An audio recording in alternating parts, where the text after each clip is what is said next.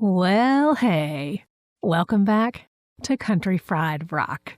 We dug out a couple of old hard drives, found some of these old episodes from 2009 through 2020, and figured, what the hell, y'all should hear them. Ton of fantastic musicians and bands, many of whom are still out there making great music. I decided to just throw some of these old episodes back out there. They have not been re-edited, so half these places don't even exist anymore. Never mind the URLs, don't even bother. But a lot of these bands really made great music, and I want you to hear it. Dig them up on your favorite streaming service if you can't find them elsewhere, and go see a show if they're still playing. So if you're new to Country Fried Rock, starting back in 2009, this was a syndicated radio show that aired in more than 50 markets across the globe. The structure follows some of the format of older syndicated radio programs, and we left it that way. So we'll bounce around back into the archives and let us know if there's anybody in particular you'd like us to try to dig up off these extremely disorganized hard drives. No matter what, we sure appreciate you being here. You can toss some money in the tip jar, or what the hell, join the fan club. But it's most important that you check out this music. It's all there for you these days on countryfriedrock.com and your favorite podcast app. Tell a friend, smash that follow button, and give us a 5-star rating and review. That hasn't changed, no matter how much my hair color and eyeglasses have. Thanks for being here.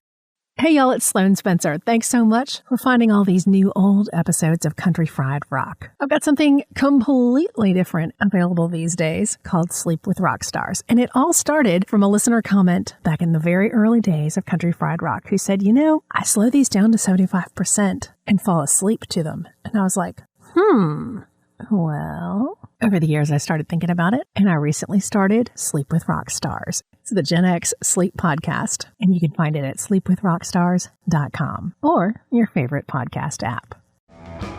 Welcome to Country Fried Rock, where we talk with musicians to find out what inspires their creativity. Country Fried Rock, music uncovered. My guest today on Country Fried Rock is Ben Morrison of the band Brothers Comatose. Welcome. Thank you. Thanks for having me. Appreciate you being with us. These are early for rock and roll hours.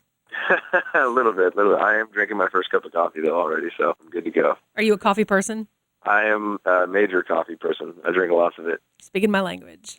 Perhaps unhealthy amounts, but whatever. There are worse drugs out there than caffeine, that's for sure. For sure. So how'd you get into playing music originally? Well, my parents are musicians. Actually, my brother's in the band also. He plays banjo and sings a little bit. So when we were growing up, parents were in bands, and they would rehearse around the house, and they kind of had these music parties every once in a while, like living room music parties where they'd invite all their musician friends over, and everybody would just pass around songs and play songs, and we would just sit there in awe from like an early age. Eventually, we started playing guitar and like singing a little bit here and there, just shyly, I guess, like around these like major awesome players around town. Eventually, they started letting us fit in with them and play along to all the songs. So I guess that's kind of where it all got started. What kind of stuff were y'all playing for yourselves when you were sitting in early on? We were like way into classic rock at the time, like Led Zeppelin and the Rolling Stones and the Kinks. We still are. We would play like a lot of those songs, and then, some of the stuff, when we were kids that was like coming out on the radio or whatever, like Weezer or something like that, play those kind of tunes. Everybody was like a willing participant, would play along with whatever we would go for. It was pretty cool. So you had your own like acoustic arrangements of these? Yeah, basically, kind of figure out the chords and go for it. And so at what point did you all expand into choosing to play music that you wanted to play, not just like within the realm of your home? Oh, yeah. I had been in a couple other bands, like some rock bands, and my brother and I, we kind of always just played music, wrote some songs, and eventually, we kind of teamed up with a friend of ours who played mandolin, and then asked a really good friend of ours who plays bass, who's now in the band, if he would jump in and play some tunes with us, and he was into it. He was in a couple bands as well, and, they were kind of like petering off, and was kind of like looking for something new, and this was totally different than other stuff that he had done, and he was into it, and so we recorded a demo, just a super basic, demo, like 4 songs, or at least like badly recorded, in like our friend's garage, which was pretty fun. But, eventually we just started booking some gigs around San Francisco, and it kept going from there. We just played as much as we possibly could, and then somewhere along the way we picked up Fiddler, and that's kind of how it all came together. No punk stage. Our bass player, he was in like a punk band for a while. Like I was in like a couple like heavier rock bands. He was in a punk band, so that's kind of where that comes from. So, we all played in completely different bands for a while there. Never in a punk band, though. But, I appreciate that kind of stuff. Well, the only reason I ask is I don't think we've had a string band of any sort yet that did not have someone with a punk past.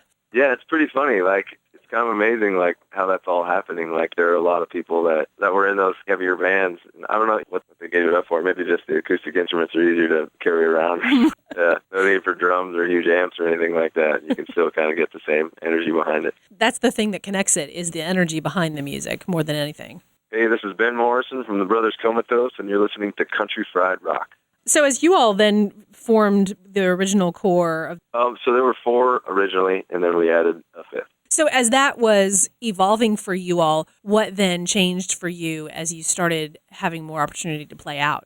When we first got together, we didn't have that many songs. We were booking our first gig, and we only had maybe 5 songs or something like that, and we'd have to fill up the rest of the time with covers, some of those old songs that we had grown up listening to. Kind of started going down our path of just writing our own tunes. We're not really, very traditional. We have a couple of songs that are a little bit traditional, but there's a lot of different aspects to the tunes, I guess, that took us away from those early beginnings. In the writing that has developed for you all as a band, what has changed? Well, that's interesting. I mean, I guess it was a longer process, but, we'd always, get together and create them that way. But now it's more of, somebody will write a song and, have the bare bones of it and then bring it to the group. And then we'll arrange it from there as a group. Like, the core, I would say, is written individually more often now. Are you all working up songs and developing them prior to recording them?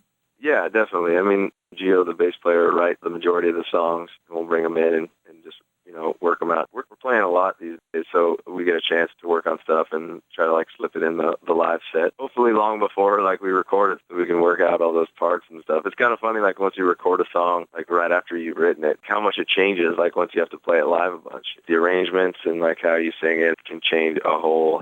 What does change for you over time prior to taking them to record? The thing is, with a band, like a string band, for instance, it's really hard. There's no drums, and you want to have this energy, you want to have this power live feel, when there's an audience and there's clapping and singing and people are dancing, so I guess it's kind of like trying to prepare for that. But I think we've gotten closer on this album than we did on our previous album. The album pretty much live in the studio, standing around, a bunch of microphones, and then just playing them all, no overdubs or anything like that. It doesn't translate the same way. Yeah, exactly. It's funny, in order to get those, the bigger sounds and, the power, I think, behind it a little bit, we still did the majority of the songs, the rhythm tracks and all that, live together in a room. But then some of them we did vocals separately, and some of them we did some solos separately, and that just allowed us to put a lot of focus into the rhythm, the recording, just the groove and the rhythm of it, Yes. Have to think too much about singing and stuff while we're trying to just nail that solid chugging feel to the song. And I think that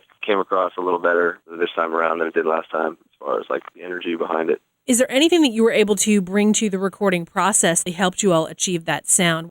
Practice. I think we practiced a lot more for this one, and we've just been playing nonstop. We playing a lot live, like I was saying, was a major difference. We had the same engineer, we recorded in the same studio. The methodology was just a little slightly different. Going into it, even knowing all right, this is kind of what we want to do. We want it to sound a little bit bigger. We didn't quite want it to sound like a live album, because you can do that, at a show. And we wanted to focus on trying to get the sounds that we were going for, and spend a little bit more time, I think, on that. So we had a couple more days in the studio to be able to work all those problems out.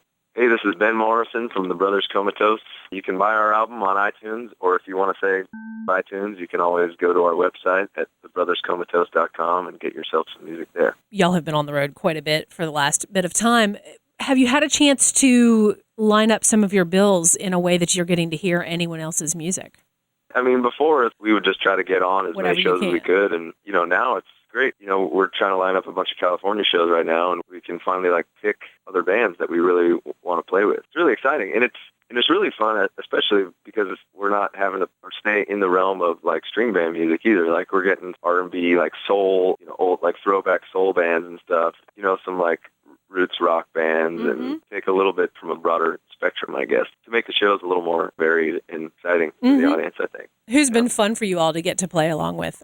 All sorts of bands. As far as the non-string bands go, there's some good friends of ours, the California Honey Drops from out here. We've been trying to set up a show with them for a while, and they're a super fun band, and we finally set one up in the North Bay in a place called Petaluma, in the town that we're from. So that's really cool. I think that's kind of the furthest genre-wise that we've played with, which is it's going to be kind of exciting. They're super danceable and really fun. And so I'm really looking forward to that one. That should be pretty exciting. So are you all intentionally seeking out bands that you're friends with so that you get to be on a bill together? Always, yeah. And plus, all our friends are always bugging us to like play shows and stuff. And it feels good because now we are given like a little bit of control now to put together a bill. So it's like awesome. We can finally do a show. Whereas before we're the opening band. We don't have any say as to who else is put on the bill or anything like that. It's exciting for sure. It's pretty fun. Is there a particular venue where you all really like the sound of the room? Oh, absolutely. Yeah, there's this spot in San Francisco here called the Great American Music Hall. It's probably like the most beautiful venue that I've ever gotten to play ever. It's just this really cool old small showroom with it's a little over 100 years old. It's one of the oldest in San Francisco, and it's got all this beautiful gold leafing and everything inside with this incredible balcony. The sound there is amazing, and it's just a really fun atmosphere too. Like people go there to see shows, and they're really excited to see shows. It isn't always the case in San Francisco because sometimes people will go to shows just want to watch and not participate, get rowdy or anything like that. And that doesn't seem to be the case in this particular spot. So I just really like it for a lot of different reasons, I guess. Several great musician friends of Country Fried Rock generously donated songs for a free music sampler. Download it at noisetrade.com/countryfriedrock. 19 songs to help raise awareness and money for Nucci's Space, a nonprofit serving the mental health needs of musicians in the Athens, Georgia area. Find out more about Nucci's at nuci.org. Have you all done a lot on the festival circuit? Played a good handful of festivals. I love them. I think it's great. The only time that it gets a little difficult is when it's people just sitting in lawn chairs and you're not quite sure if they're paying attention or liking you or whatever, In like a small club or whatever, you can tell pretty quickly if people are digging what you're doing. If they're dancing or clapping or getting into it. I love festivals. It's a great excuse to play in front of a lot of people that haven't seen you before. So you have this challenge of winning over new people. And it's totally different being out in this open outdoor scenario. Sometimes when we're playing live in like a club or something, we can forego perfect playing or good playing sometimes even for rowdiness and energy and stuff, but you can't really get away with that in a festival setting. You have to play really well and put a lot of effort and energy into it in order to impress people. Especially if you don't have a drummer. It's crazy. Yeah, there's a whole chunk of sound missing there from what people are used to. So another bonus of festivals a lot of times is the chance to catch a band that either you haven't had a chance to see or that you didn't even know you wanted to see. Have you all had someone that really was a good surprise that y'all ended up really digging? Oh, totally. Yeah, there have been a bunch. But one in particular was the last year we were playing this festival called High Sierra. It's outside of the Bay Area, but in Northern California. I've heard about this band, Nikki Bloom and the Gramblers, for a little while from SF. I never heard them play. We were camped in the artist camp pretty close to the main stage, and they were playing, and she started singing. I'm like, oh, my God, she is awesome. She's got a beautiful voice. And so we went to go check them out, and since they've become good friends of ours, we even got her to sing on our new album. We do a duet called Morning Time, and it's been great. It's been really good reception from that, and we're going on tour with her band in October across the country. So that was kind of cool, discovering them for the first time at a festival, go to Northern California to go see a band that we're neighbors with pretty much. So it worked out great. Yeah, it was awesome. That car video that just went crazy. Oh, the van session. The van session. Yeah, that's nuts. It's amazing. Hall & Oates or something. Yeah, the Hall & Oates one has blown up. It's awesome. So many of my friends, even outside of the Bay Area and stuff, have already seen that video, and they're like, "Oh yeah, Nikki Bloom." I'm like, "Yeah, that's awesome. All right, cool." Yeah, it's really cool though what they got going on there. And it's a way to pass time in a van when you're driving 8 hours between gigs too. So it brings out some stuff that you can do now that wasn't doable with technology not even that long ago. What works for you all, either connecting with people or with each other or with your friends while you're on the road as much as you are? I mean, I know that some of the guys do FaceTime with their friends back home, but I'm kind of curious to try out the chat rooms and everything to give it a go, but we haven't done it quite yet. I mean, we've delved into social media, and so we've got the Facebook, Twitter, and Tumblr and all those sort of things. Who's in charge?